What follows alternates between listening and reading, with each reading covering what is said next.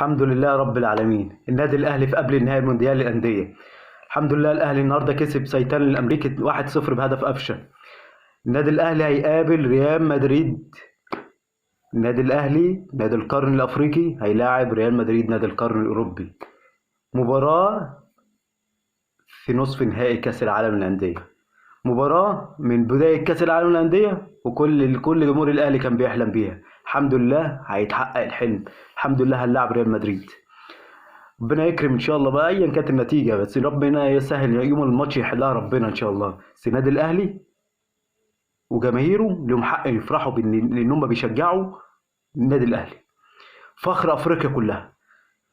افريقيا أنا مش عارف بجد، افريقيا من غير النادي الاهلي كان هيبقى حالها عامل ازاي؟ افريقيا من غير النادي الاهلي كان هيبقى حالها عامل ازاي؟ ثلاث كؤوس عالم للانديه ورا بعض. النادي الاهلي قبل النهائي، اللهم بارك. النادي الاهلي فخر افريقيا وفخر العرب. النادي الاهلي فخر الكره المصريه. شرف الكره المصريه هو النادي الاهلي. بجد انا مش عارف يعني انا خلينا عن نفسي. انا واحد من الناس، انا ما اعرفش حياتي دي كانت من غير النادي الاهلي كان هيبقى شكلها عامل ازاي. اللهم الحمد لك الشكر على نعمه النادي الاهلي. الحمد لله.